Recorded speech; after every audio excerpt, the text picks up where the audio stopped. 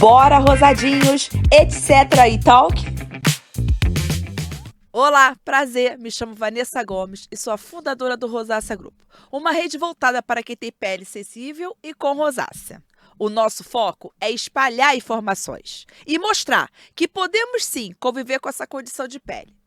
Hoje serei a apresentadora deste podcast. Então prepara, porque nós vamos invadir o mundo da beleza, da saúde, da autoestima e muito mais. O episódio de hoje é oferecido pela Galderma, empresa líder na categoria dedicada à dermatologia, que tem como propósito avançar a dermatologia para cada história de pele. Rosadinhos, preparem para presenciar a queda épica de todas as crenças furadas sobre rosácea. A convidada de hoje veio desmistificar de uma vez por todas algumas ideias que as pessoas têm sobre a doença. Não há mito que sobreviva ao poder da ciência, gente. E aí? Bora, rosadinhos, etc. e talk. Abril é o mês de conscientização mundial da rosácea. E o tema de hoje é sobre mitos e verdades. E nós vamos trazer uma convidada muito especial. Mas antes de mostrar, eu vou ler para vocês o currículo dela. Vamos lá? Graduada em Medicina pela Universidade Federal Fluminense. Pós-graduada e mestrada pela Universidade do Estado do Rio de Janeiro. Foi preceptora de residência médica no Hospital Federal de Bom Sucesso e é speaker da Galderma. Doutora Beatrix Saboia, muito obrigada. Seja muito bem-vinda. Obrigada, eu que agradeço a oportunidade dessa nova experiência. E a gente quer saber quem é a doutora Beatrix. Caramba, complexo e simples, né? Isso. Médica apaixonada pela medicina, né? Dermatologia, então foi uma paixão que já era realmente, né? Fazer medicina para mim uma delícia, fazer dermatologia foi melhor ainda, né? Por acreditar que as doenças de pele são a nossa forma de expressão com o mundo, né? Então, quantas alterações a gente percebe através das manifestações dermatológicas, né?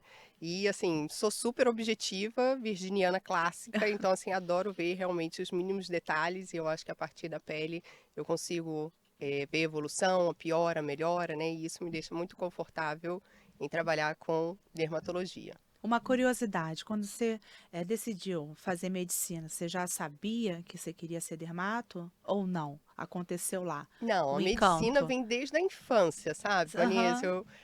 Até assim, minha mãe falava que eu brincava dentro do banheiro e usava o box como o box da emergência, sabe? E nunca tinha ido no hospital. E eu lembro que eu gostava de fazer injeções nos bichinhos de pelúcia e não tinha graça em injetar água. Então eu pegava os perfumes da minha mãe, que eram de cores diferentes, né, para poder mimetizar assim medicação. Então assim, meu padrasto é médico, minha mãe é enfermeira, então assim, meu dia a dia eu acompanhava ela lá no Hospital Universitário do Antônio Pedro, né? Eles são professores universitários, então eu cresci com a questão do cuidado da medicina, né? A dermatologia foi lá no terceiro período já, né? Justamente por gostar dessa questão, né, de ser palpável, as lesões realmente eram para mim um desafio.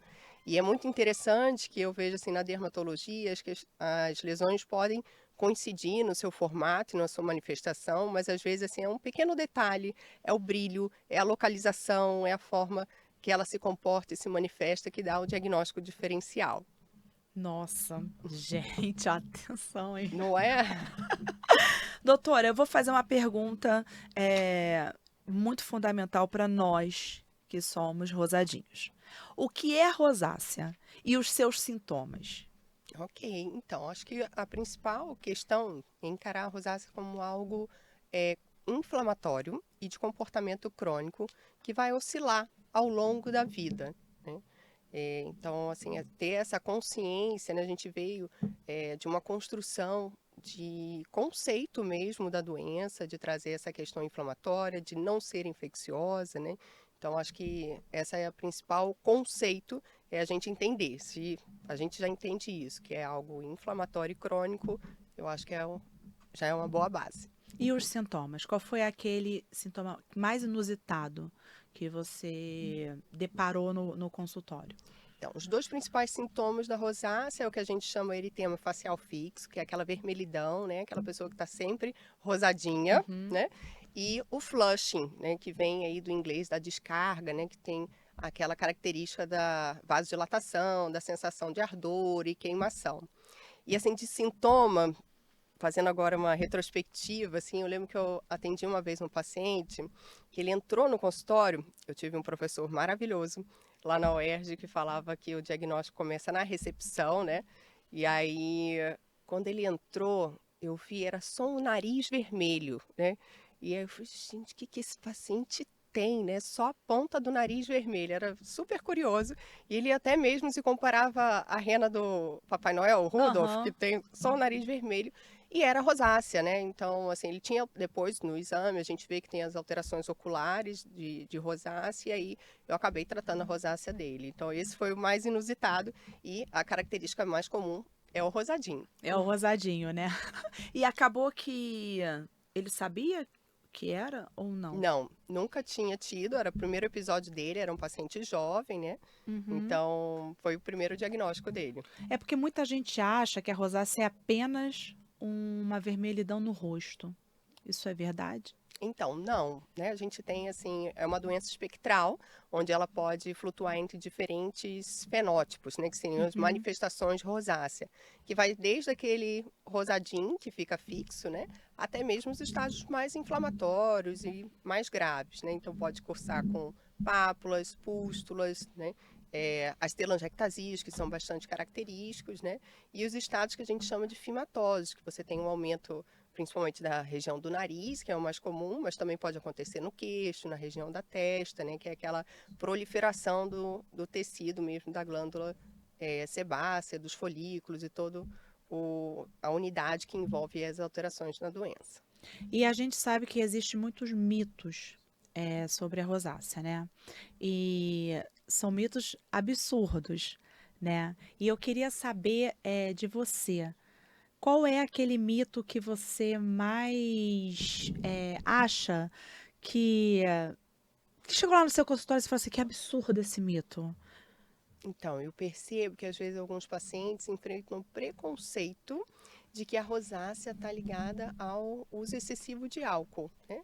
A gente sabe que o álcool pode predispor a uma crise da rosácea, mas não é uma relação causa-consequência. Então, não necessariamente o paciente de rosácea faz consumo ou uso excessivo de álcool. Então, já tive esse desafio. E pele oleosa?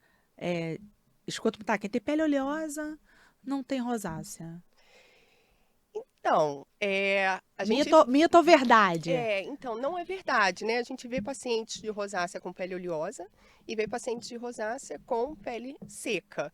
O que é mais relacionado é o que a gente chama da síndrome de pele sensível. Então, assim, é importante a gente poder fazer esse diagnóstico e que seja realmente o profissional especialista, né? Porque, assim, todo paciente de rosácea tem pele sensível, mas nem todo paciente de pele sensível tem rosácea, né? Então, é importante que seja adequado ao tipo de pele para poder fazer o tratamento correto. Então, por isso, gente, que é importante a gente ir ao dermato.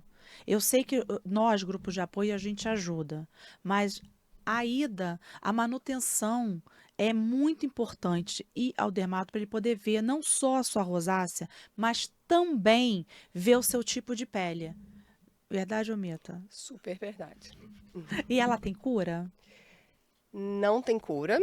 Comecei falando o conceito, né, de rosácea crônica e inflamatória, mas tem controle.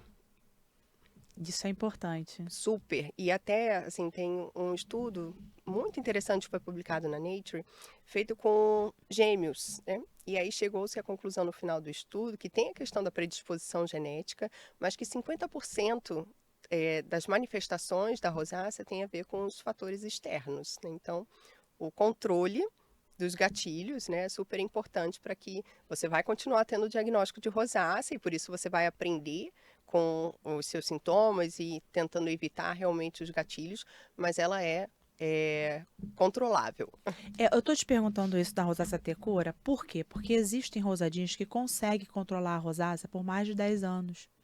E aí se diz assim, ah, tô curado. Mas na verdade, deixa eu ver se eu entendi.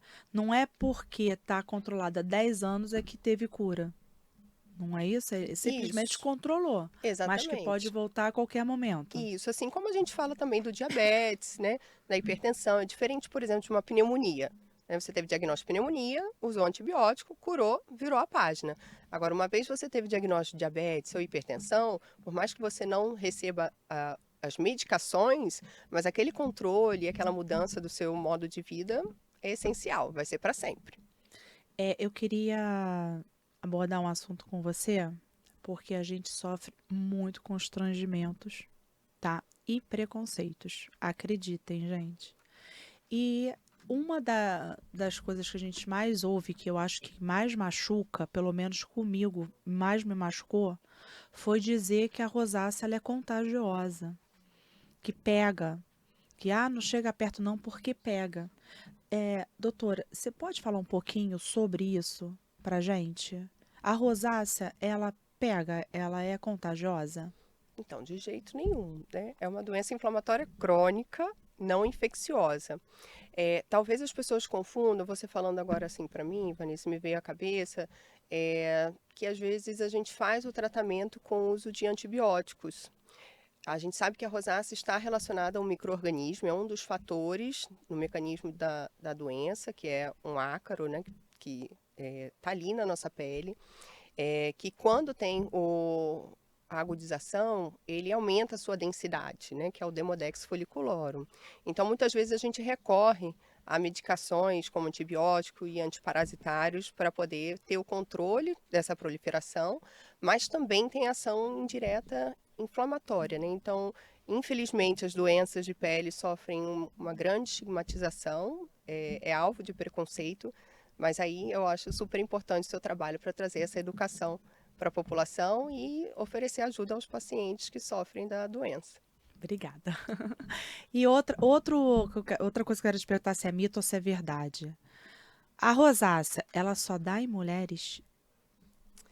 Então, a gente fez uma publicação ano passado sobre a incidência, os aspectos epidemiológicos da rosácea nos ambulatórios de dermatologia em todo o Brasil. Foi um estudo super legal, multicêntrico, e diferente do que traz as estatísticas lá de fora, não teve importância significativa entre os sexos, né, feminino e masculino. Então, assim, a gente sabe que as mulheres se cuidam mais, né? A gente tende a procurar o auxílio médico, então talvez seja a justificativa de uma incidência maior, mas a gente ainda está recolhendo dados, né? E esse estudo foi bem legal, que trouxe realmente essa igualdade entre homens e mulheres no acometimento da doença. E falam assim que quando não sei, tô lhe perguntando, tá? Claro, É que em homens é mais agressiva. A rosácea em homens é mais agressiva. Vanessa, eu não vejo isso. Eu acho que é realmente essa questão do autocuidado, que as mulheres têm mais hábito de passar um sabonete específico, de usar filtro solar, né, que são importantes na manutenção da rosácea. Então, eu acho que essa rotina de cuidados maior da mulher talvez passe essa percepção. Mas não tem estudos científicos demonstrando que em homens seja mais grave ou não. A gente sabe que tem um fator hormonal importante que pode influenciar na manifestação da rosácea, mas assim, não é algo que a gente traz assim para o nosso dia a dia. E podemos dizer que a rosácea, uma das causas, a gente sabe que não tem uma causa exata da rosácea, mas uma das, será que a gente poderia falar que é a hereditariedade? Então, a questão da hereditariedade, eu lembro que uma vez eu fui assistir uma palestra, tem muitos anos já lá fora, e eu achei um barato o bloco que era Red Faces, né, as faces vermelhas, diagnósticos diferenciais, né, do que causa a vermelhidão da face. E no bloco de rosácea era Curse of the Celtics, ou seja, né, os têm origem caucasiana, né, linhagem europeia, são mais suscetíveis ao diagnóstico de rosácea. A gente sabe dessa predisposição genética, mas hoje uma das grandes questões é o diagnóstico em pacientes que têm fototipo de pele, que a gente mede e classifica as tonalidades diferentes de pele em pacientes de tonalidades de pele mais escuras. E aí justamente se questiona, será que a gente não está fazendo diagnóstico nesses pacientes, porque a gente já tem um estereótipo de paciente pele clara, cabelos claros, olhos claros, né, e acaba perdendo esse diagnóstico. E na população brasileira a miscigenação é enorme, né? Então, assim, estar mais atento a realmente apurar, porque mesmo pacientes que não sejam caucasianos, de pele clara, olhos claros, né, também podem ter rosácea. A minha pergunta próxima era essa, se a rosácea só dá em pele clara. Então, me antecipei. Antecipou. É a tendência, né, que a gente realmente questiona entre realmente os experts para que a gente esteja mais atento a esse diagnóstico mesmo em pacientes de pele mais escura, tonalidade de pele mais escura. Então, os outros sintomas inflamatórios não são a manifestação mais comum da rosácea. Os dois critérios maiores são a vermelhidão e o flushing, que ficam menos perceptíveis apenas, né? Mas deve ser atentado a isso. E o diagnóstico, doutora? Como é que é feito o diagnóstico? O diagnóstico é clínico, né? Então, por isso a importância de ter realmente um especialista que vai ter esse olhar diferenciado, não só, como eu falei, o diagnóstico na recepção, né? Não só pelo aspecto clínico, mas também colher a história do paciente, entender qual é o momento de agudização, da regressão e fazer o diagnóstico diferencial com as outras doenças que causam vermelhidões, principalmente na região da face, que é o principal acometimento da rosácea. É porque muita gente fala da biópsia, né? Eu queria que você explicasse um pouquinho para a gente sobre a biópsia. A biópsia, ela dá ali o resultado. Você tem rosácea? Então, a biópsia de pele é outra coisa que eu acho fantástico, né? Dermatologia tem essa grande vantagem de fazer a biópsia, é um exame de altíssima sensibilidade, principalmente quando feito por um patologista especialista de pele. Ela é sim capaz de fazer diagnóstico. Mas como eu falei, a rosácea flutua muito dentre as manifestações, né? Então, nem sempre aquela biópsia vai ter todas as manifestações histopatológicas que são características da rosácea. E tem outra questão, é um exame invasivo que pode deixar cicatriz, então quando a gente considera fazer biópsia, principalmente na área do rosto, né, é realmente quando você não consegue ter o diagnóstico clínico. Tá. É uma dúvida que eu tenho bastante lá no Rosácea Grupo. Não é? A gente quer saber, quer ter certeza, mas hoje a gente tem a dermatoscopia, né, que nos ajuda, tem um padrão vascular que é característico da rosácea, e o aspecto clínico, né? A clínica é soberana, a gente ouve isso ao longo da faculdade, né? É um grande clichê e é uma grande verdade. Gente, olha só, tô olhando ela de frente assim, ela tem uma paixão. A Não gente é? vê que uma paixão que ela tem pela dermatologia. É verdade. Os olhos dela brilham, seus olhos estão brilhando. Estão brilhando, porque é uma delícia estar aqui, né? Falar o que a gente gosta, eu amo. Nossa, que prazer estar aqui com você, Não porque é? a gente vê a felicidade dela e o olho brilhando, é Não muito é? bom. Ó, fiquei até emocionada. Eu saio de casa e falo para os meus filhos: ó, mamãe vai trabalhar, mamãe vai ajudar as pessoas, e pensando que a falta seja compensada pela admiração. Parabéns. Não é? Agora vamos pro quadro Cravo e a Rosa. O quadro é o seguinte: eu vou colocar 3 imagens ali e você vai dizer se é cravo ou é rosa. Ok. Rosa é aquilo que você indica, que você gosta, e o cravo é o contrário. Pode levantar as 2 plaquinhas também, não tem problema nenhum. Se eu não souber, eu levanto as 2. Tá bom. Tô desesperada. Ó, preparem. Tô preparada. Vamos lá, primeira imagem.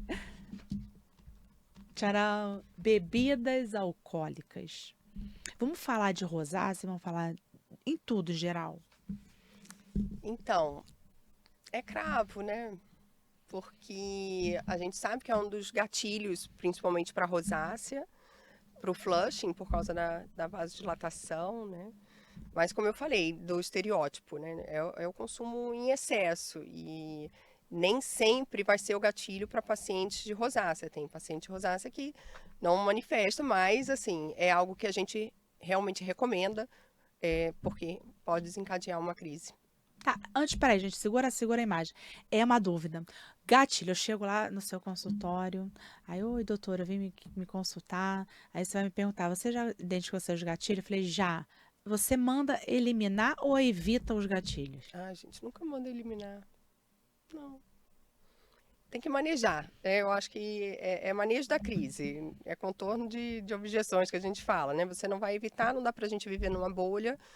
A gente até discutiu isso semana passada, um dos casos do Luiz Maurício. Era um senhor de seus 80 e tantos anos, né? Que ele bebia todos os dias aquela tacinha de vinho dele, ele fez as contas e tal. Num mês dava 8 garrafas, né?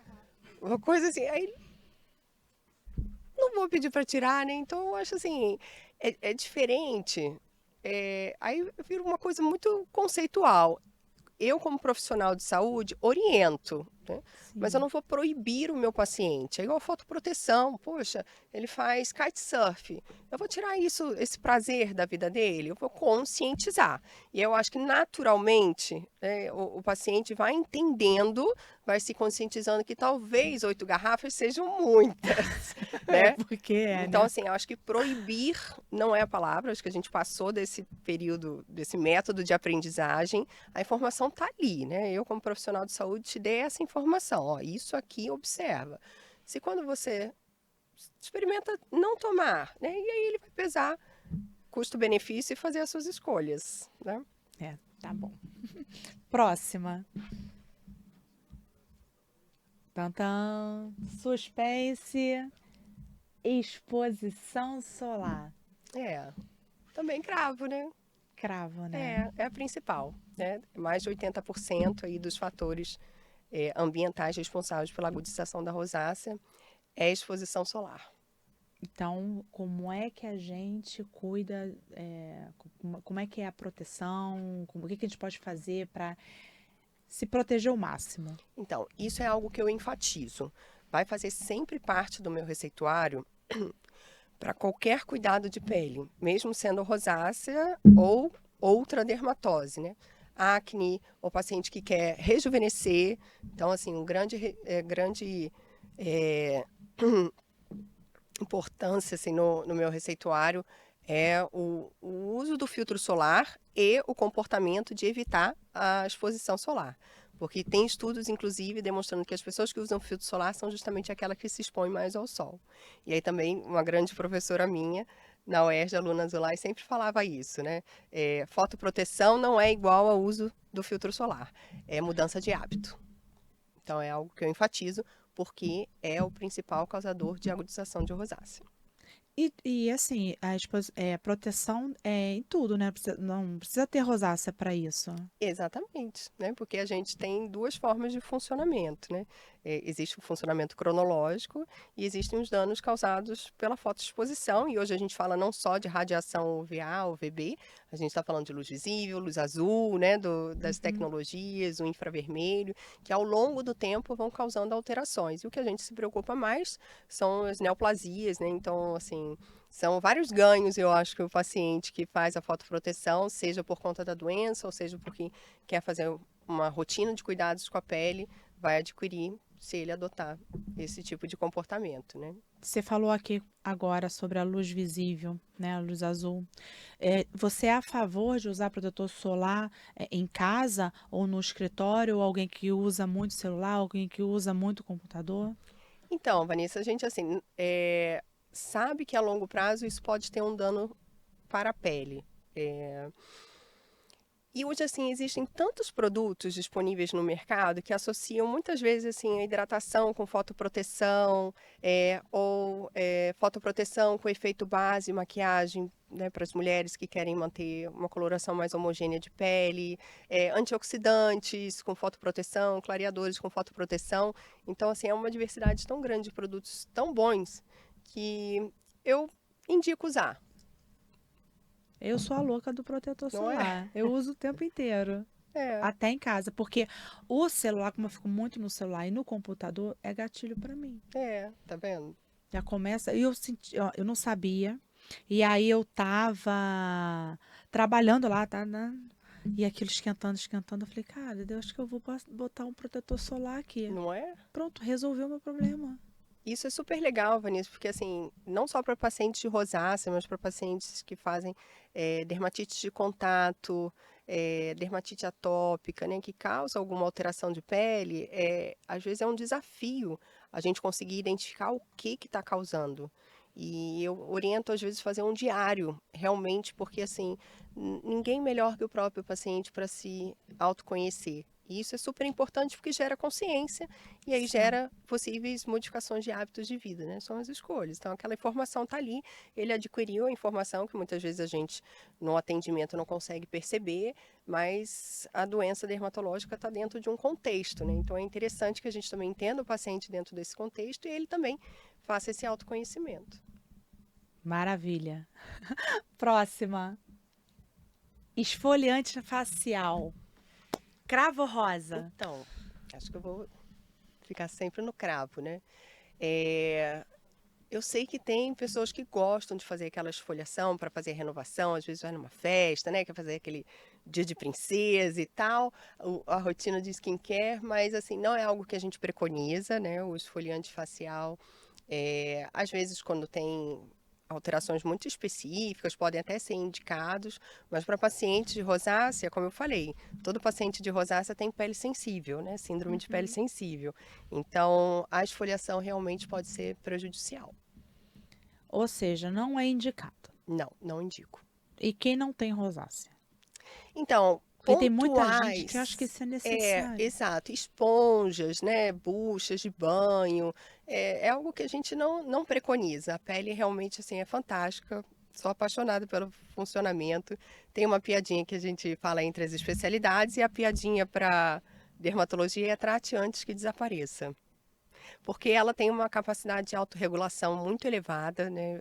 Nosso sistema imunológico é fantástico e quanto mais a gente preservar essa naturalidade e trazer a pele ao seu estado normal e fisiológico, melhor ela vai se comportar. Se você agride, faz abrasão, né, e escarifica, fica aquela coisa realmente da esfregação, não é algo normal para a nossa pele e aí ela pode responder tentando se defender, ou inflamando, ou desregulando. Então não inventa ideia, gente. Não tem necessidade, né, doutora? Não tem necessidade. Só ser orientado pelo profissional médico. Isso, por favor. Doutora, a gente sabe que a rosácea ela pode ser confundida com algumas doenças de pele, né? Muitas vezes a gente acha que é rosácea e é outro tipo de pele, ou então acha que é uma e acaba sendo rosácea. Como é que a gente diferencia? Como é que a gente não, né? Como que vocês sabem o que é rosácea? Então, para o médico, Na questão de confundir, de né? diagnóstico diferencial. Exatamente. Então, para o médico também é difícil, tá, Vanessa? Assim, quando eu participei desse estudo que eu citei, eu estava com 6 anos de formada como dermatologista, né?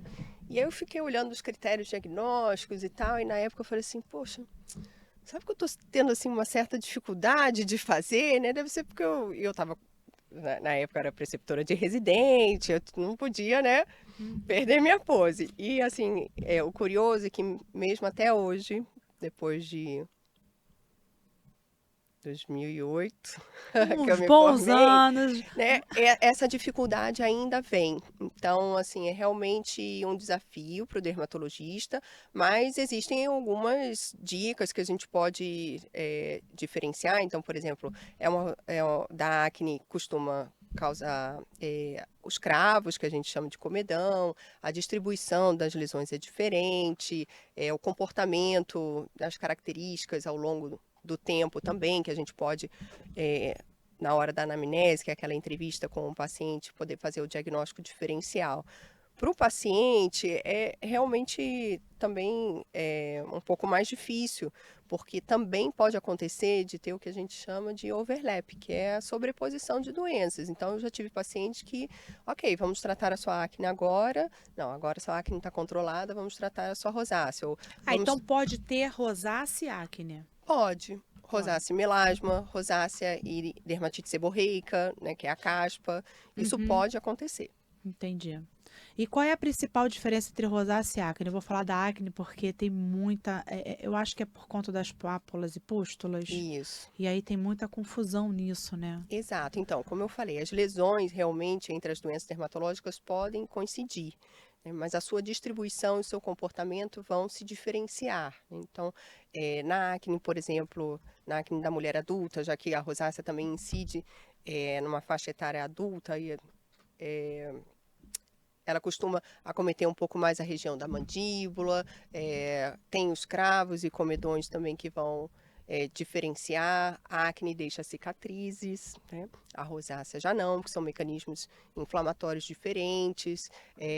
A acne também pode acometer bastante parte corporal.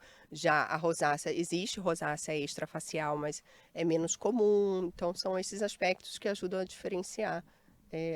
Ajudam o dermatologista a diferenciar e dar o diagnóstico correto. Doutora,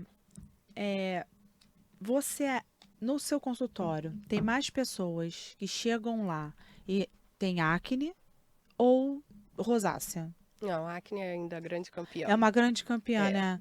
E existe. Por que eu te fiz essa pergunta? Porque muita gente confunde as pápulas e pústulas. Eu queria que você explicasse pra gente o que são essas pápulas e pústulas. Ok. Assim, na sua essência, são iguais ao da acne. E nada mais são que a manifestação da inflamação da unidade pilosebácea, que está tudo Sim. ali junto, né? Glândula sudorípara, raiz do pelo, a glândula sebácea, né? Então, assim, é diferente os mecanismos de doença. A acne é mais uma produção excessiva de sebo, tem alteração de qualidade de sebo, que já não cursa com a rosácea. A rosácea tem mais a ver com essa questão da inflamação, tem do eritema, da vasodilatação, essa desregulação.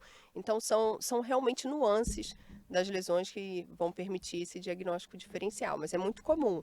E outra característica que a gente também, às vezes, perde o diagnóstico e acaba não encaminhando para o oftalmologista, que é a rosácea ocular, né? Então, eu tenho o hábito de fazer nos meus pacientes de rosácea, até mesmo a dermatoscopia da área dos olhos, que pode cursar com inflamação na região próxima dos cílios, né? E às vezes até necessitar um encaminhamento para o oftalmo para poder fazer esse acompanhamento. Eu vou frisar aqui acne agora, gente, um pouquinho já. Vou frisar para deixar bem explicadinho, né? A minha primeira pergunta é: existem também tipos de acne? Porque na rosácea a gente sabe que existem tipos, né, de rosácea.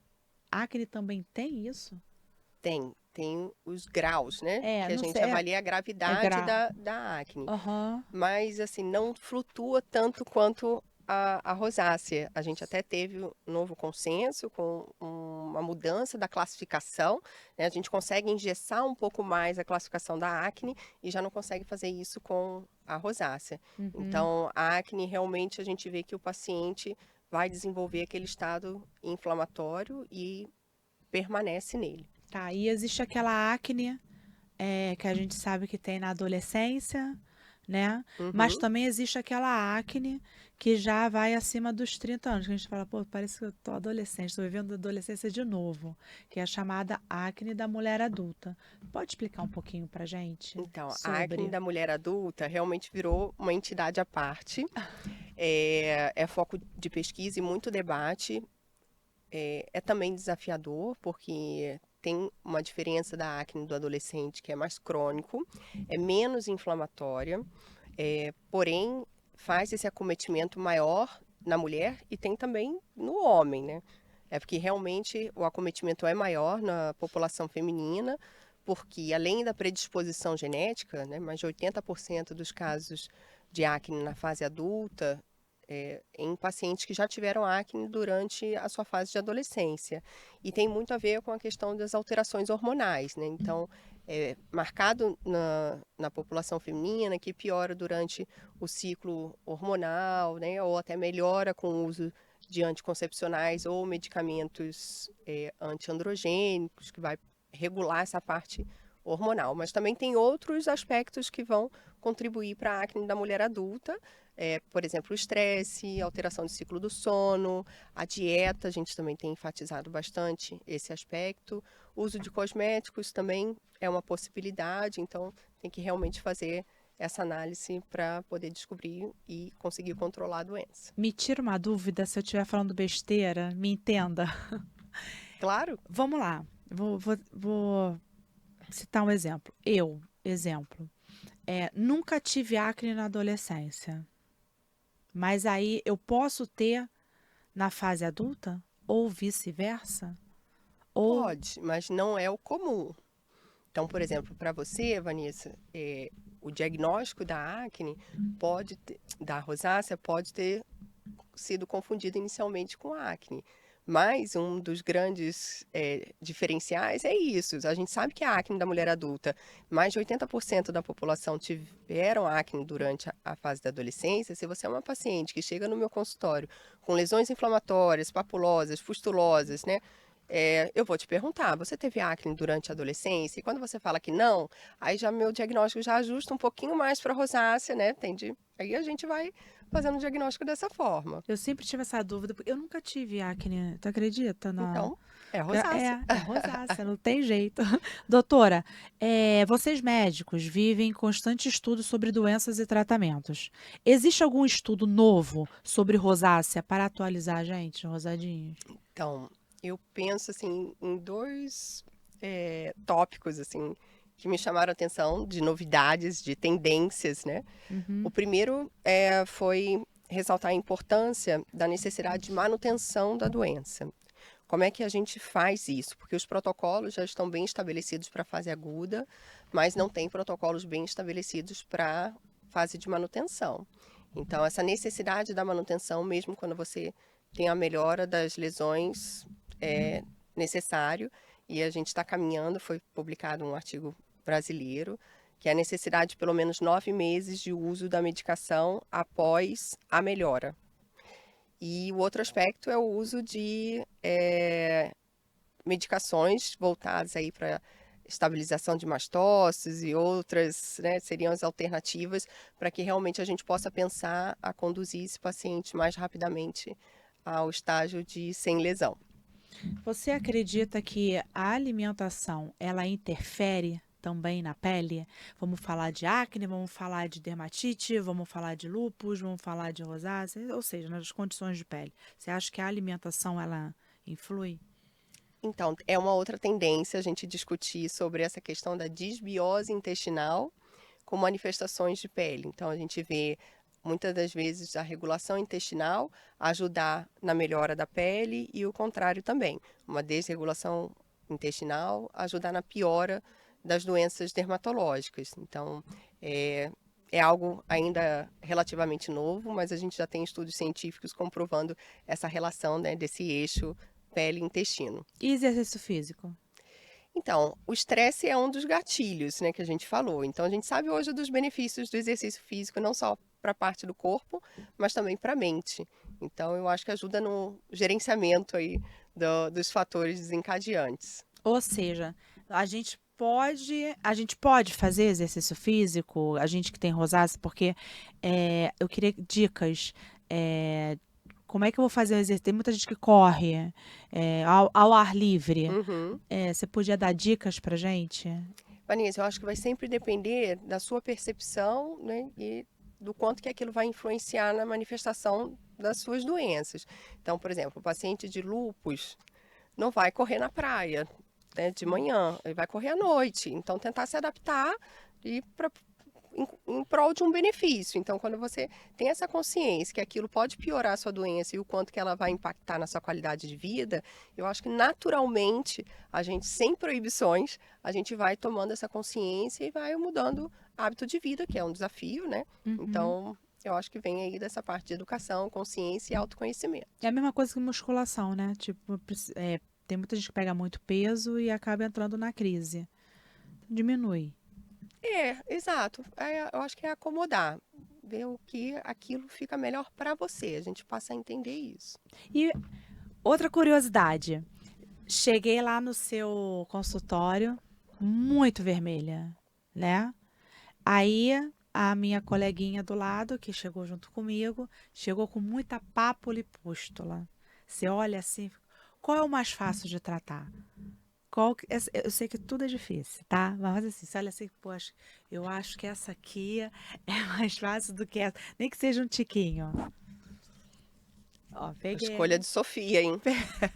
É, Te peguei nessa, hein? então, estágios mais crônicos tendem a ter um manejo mais difícil. Apesar de ser mais impactante a fase aguda, a gente hoje tem bastante ferramentas para associar e tirar o paciente da crise. Eu acredito que a manutenção acaba sendo, esse estágio crônico, né, acaba sendo aí mais refratário aos tratamentos. E laser? Luz pulsada? Você é a favor? Contra? Você acha que resolve? O que que você fala pra gente sobre laser e luz pulsada? Vanessa, eu gosto de associar. Eles estão no consenso, né? Tanto no consenso internacional quanto no consenso brasileiro de rosácea. Eu escolho de acordo com a apresentação de cada paciente. Então, a gente falou que rosácea tem alteração vascular. A gente sabe que laser, luz intensa pulsada, ND-IAG vão ajudar nessa manifestação. Então, eu sou a favor de utilizá-los, mas não abrindo mão das medicações e da rotina de cuidado.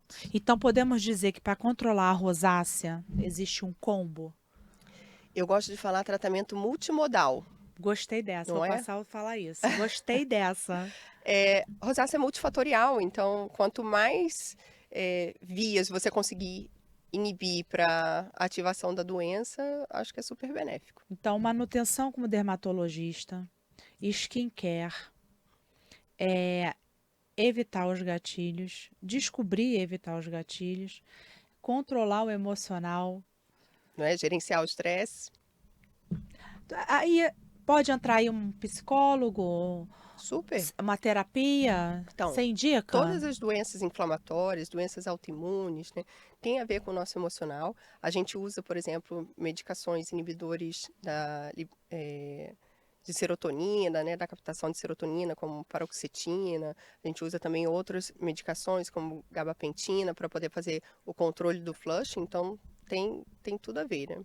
Eu vou sair um pouquinho do tema, porque eu vi lá no seu Instagram que você também cuida, gerencia o envelhecimento, né? Eu hoje não sou tão novinha, né?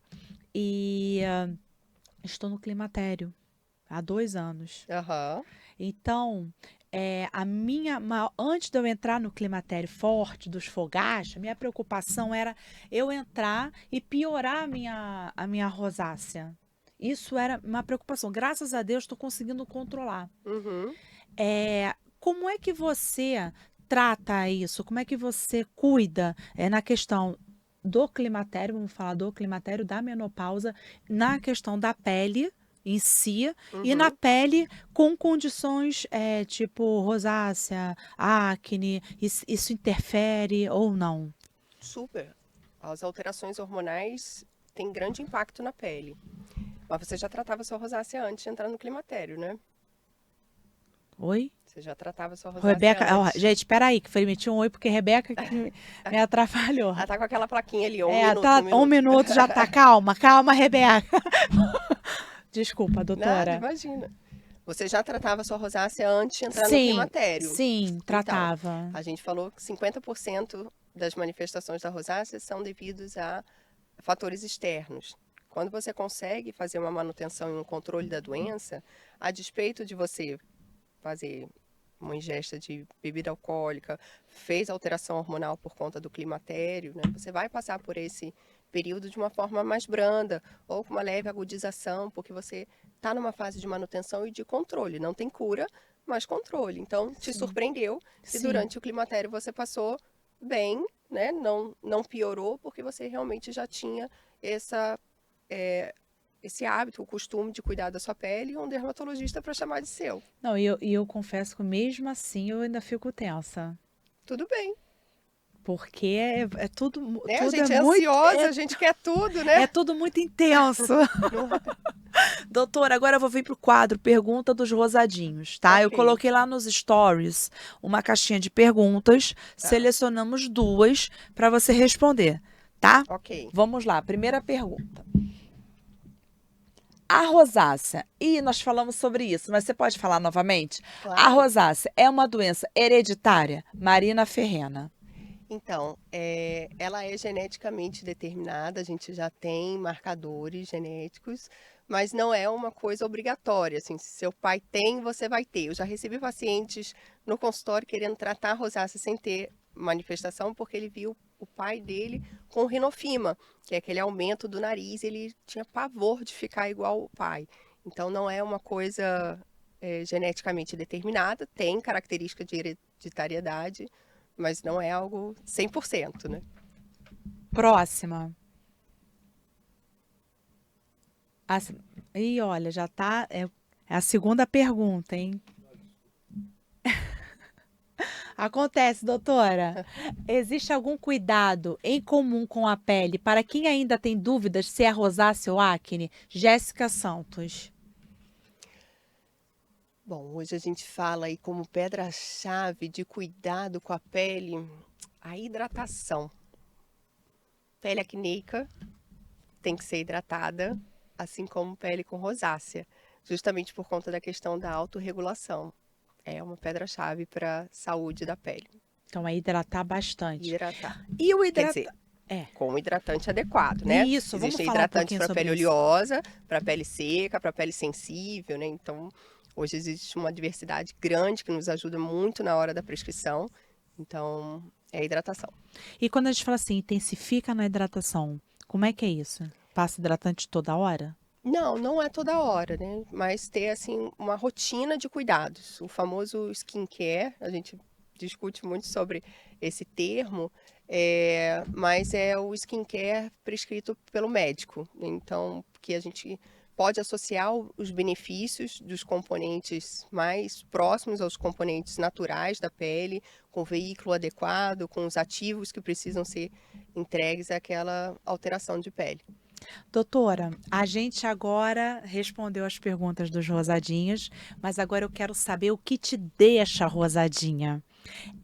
O rosadinha não é rosácea, é aquele momento que te Aham, deixou o feliz, te deixou blushing. com os flushes.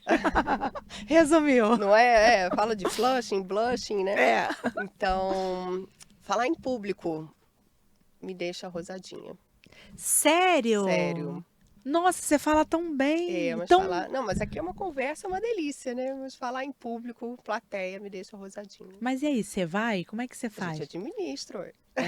É tipo, agora foi, tem que ir, Isso vambora. aí, a gente cumpre o nosso papel e principalmente quando a gente fala de algo que é legal, né? Mas assim, falar em público, me chamar, você que faz aquilo, nossa, me deixa super constrangida. Faz o flushing, blushing, fico Acontecer, rosadinha. acontecer. É. Doutora, antes de encerrar, já tá acabando, já Ah, tá acabando. Mas antes de encerrar, eu queria. A gente está no mês de conscientização mundial da rosácea, abril é o mês de conscientização mundial da uhum. rosácea, e eu gostaria de saber de você. Aliás, na verdade, eu queria que você desse uma dica pra gente que tem rosácea. Como é que a gente pode conviver com essa condição de pele de uma maneira leve?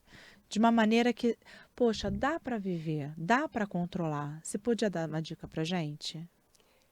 Vanessa, assim, você falou agora, e a palavra que saltou assim foi a questão da conscientização, né?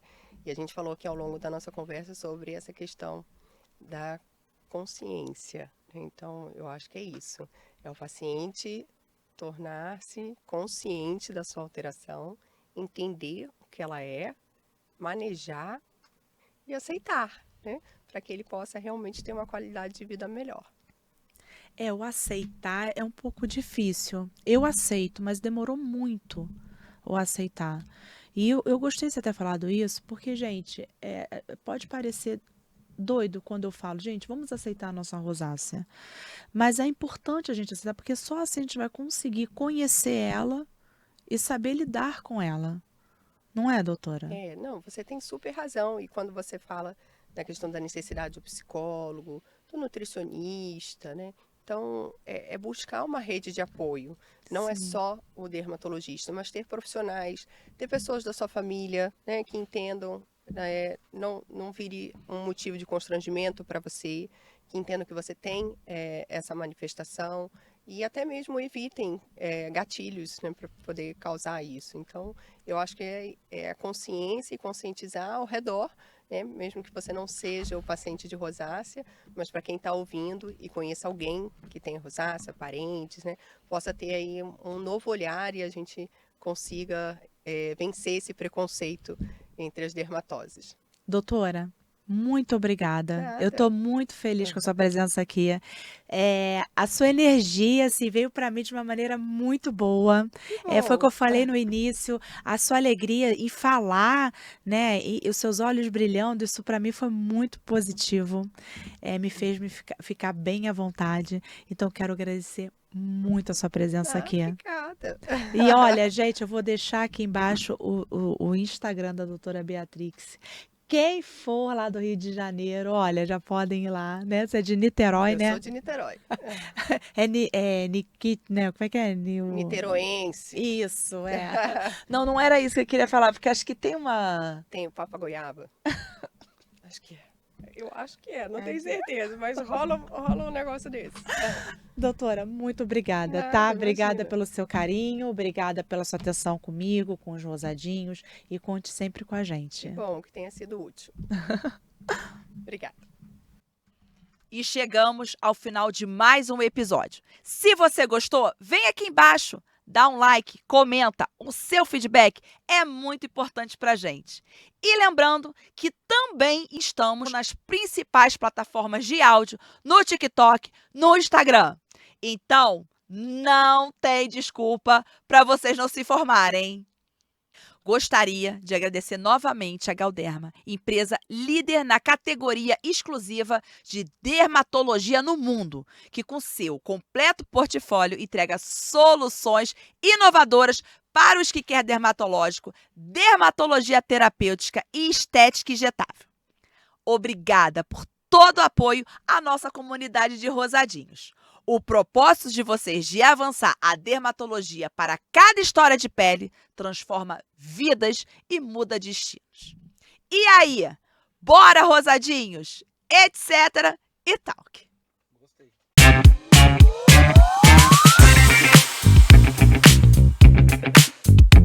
Bora rosadinhos, etc e tal.